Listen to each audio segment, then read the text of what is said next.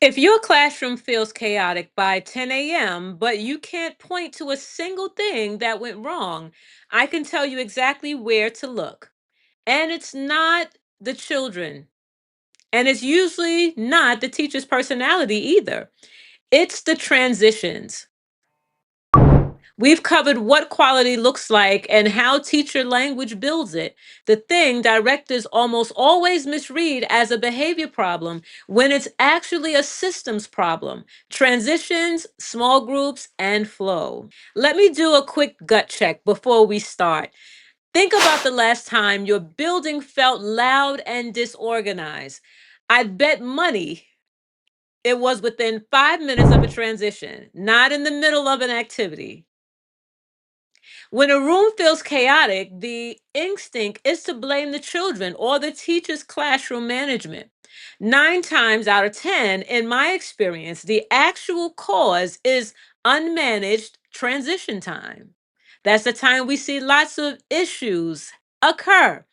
So fix the transition, and the behavior problem, as we call it, disappears on its own. Let's get specific about what's breaking. According to a NACE article called From Circle Time to Small Groups, it says small group time is recommended to run 15 minutes or less, right? Depending on the age group. When I walk into a classroom and small group that has stretched to 25 or 30 minutes, I already know what I'll find before I even watch the children. Disengagement, wandering attention, children all over the place, right? And a teacher working twice as hard to hold the classroom together. Here's the surprising part. It's almost never that the activity itself was too long, it's that there was no clear ending cue. So the transition itself never actually started, it just sort of dissolved into chaos. Transitions need three things to run cleanly: a visible or audible cue, material staged in advance, already set up, and a job for every child, so no one is standing without or standing around with nothing to do. A classroom without a transition cue isn't calm. It's just waiting to happen. I have watched entire rooms fall apart over a missing cleanup song.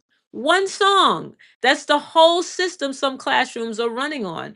And when it breaks, so does the room. Let's talk about small groups specifically, since that's where I see the most silent quality loss. A well run small group keeps the teacher's attention split efficiently, present with the small group, aware of the whole room. Efficient small group or table based cleanups reduce waiting time compared to whole group cleanup, which is exactly the kind of small structural choice that adds up across the full day. Whole group cleanup for 18 3-year olds or 15 3-year olds is not a system, it's a controlled chaos experiment. And I say that with love. Here's what I want you to notice though. On your next walkthrough, I want you to look specifically for this. Don't watch the children, watch the gaps that happen. The seconds between one activity ending and the next one starting are where quality quietly leaks out of the room. And we often lose children in that idle time. And let us go into our live demonstration here. And I am going to put on screen our program quality snapshot. And so this is our tool that we have been building together for the month of August. Right. And so here we have our program quality snapshot for the month of August. And in week one, we did our daily practices scorecard. And then last week, we did teacher language and guidance look for guide. We built those two tools together.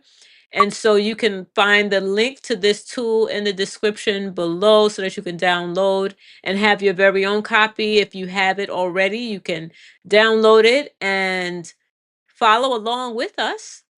If not, you can just grab a piece of paper and pen, and then you can go back later and download it. It is a free tool for you to use.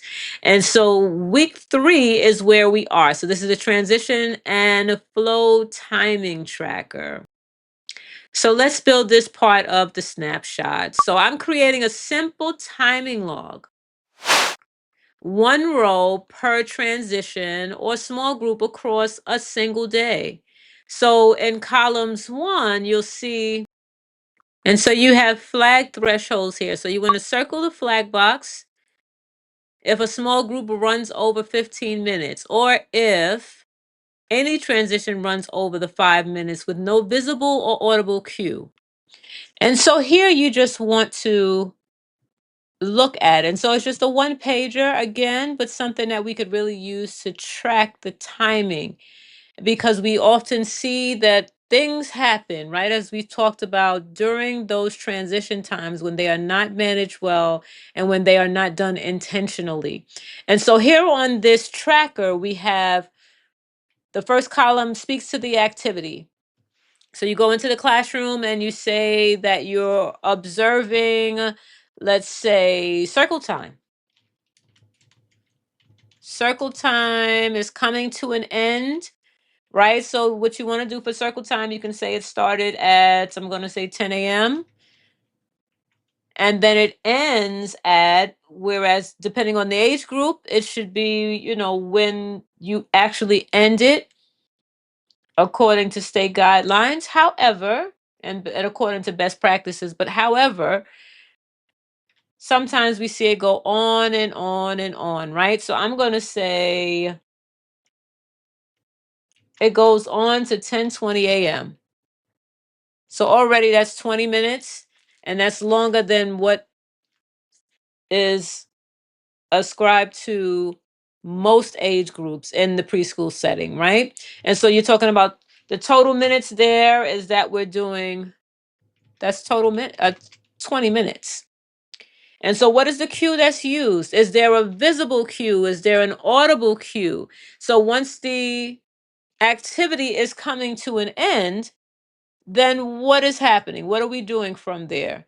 Uh, it's coming to an end. Is there a visible cue? Is there something that they put up to say, we're transitioning now?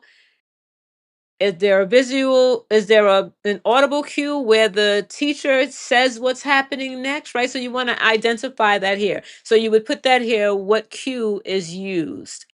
And then what was the flag, right? So if it's a toddler classroom of 2-year-olds, then 20 minutes has way exceeded the amount of time that we should have expected toddlers to have to attend, right? To any topic, any activity that we're presenting. So that's the flag. It went however minutes over, right? So it went for 20 minutes. We'll say that went over, let's say maybe about 10 minutes. That was just too much, right? To expect them to engage and attend to. And so for the different age group, depending on which classroom you go into, you want to make sure that you identify what the activity is, what time it starts, what time it ends, and you're going to stay there for the full activity just so that you can see what that transition is going to be like. And then you would list the total amount of minutes. And so even in talking about whether or not we're following the classroom chart, that's a whole other thing, right? Because we are required to do the charts. It's a part of the tools of autonomy. So we have to have our schedule for the day listed or posted, right? But it's not always followed, as has been my experience, right? And so is it aligned to what the schedule says for the day? And if the schedule assigns 30 minutes to it, is it 30 minutes? And not speaking about circle time, but maybe one of the other play times, maybe our small group activities, our choice time, those types of activities, you can maybe assign, of course, higher minutes to it, right? Because there's more to engage the children in.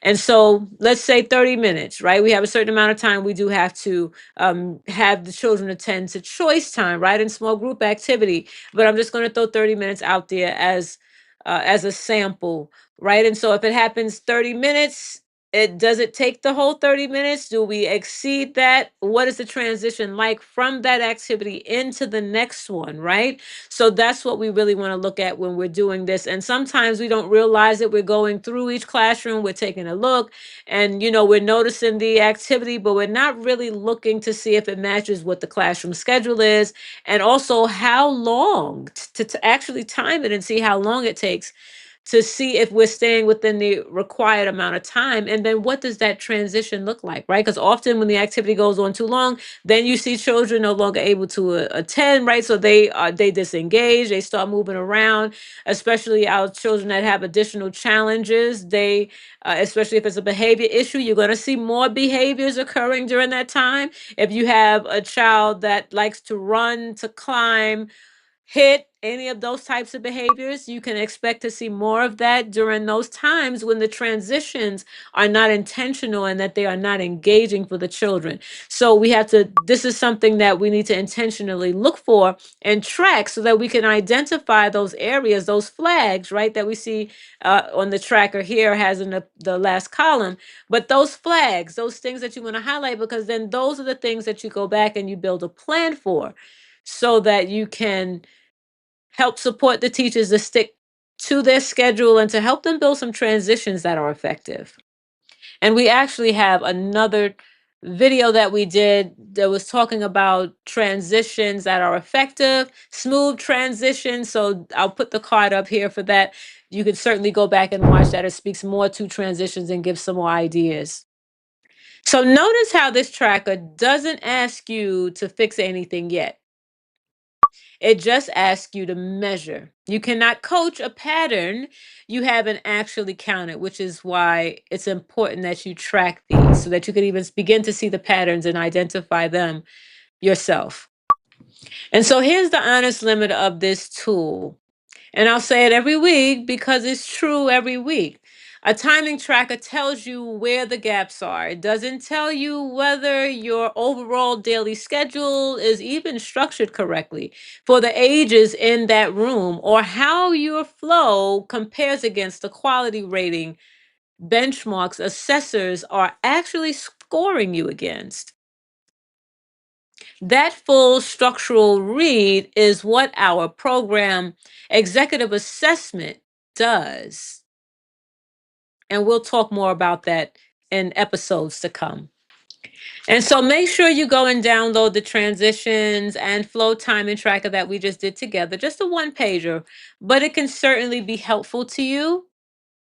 And so it's step 3 of your program quality snapshot, right, as we work through this toolkit. And if your tracker comes back full of flags, don't guess at the fix. The program executive assessment will show you exactly how your schedule structure compares to the standards your quality rating is measured against, with a clear plan to close the gap. And so the link will also be in the description for that. Let me leave you with this quote. Benjamin Franklin said, "By failing to prepare, you are preparing to fail." Every transition that falls apart in your building today failed in the planning, not in the moment. Prepare the cue, prepare the materials, prepare the job for every child. And the chaos you've been blaming on personalities will most likely disappear. And so next week, we will close the loop, literally, right? That's the final installment of our series of quality, program quality that we've been going over. But we're going to close it out with the coaching cycle that turns everything you've measured these past 3 weeks into real sustained improvement. And also, just as something to watch next, you'll be with us again next week, but just something to also go and watch. I'll also share that again here, the card here, so that you can go and look at our smooth transitions that work well. And you'll be able to watch that and get more information, go deeper on transitions and the impact that they make when done well. And so until next time, let's continue to elevate childhood education together. Elevating childhood education, where leaders rise, children thrive, and your program becomes a legacy of excellence.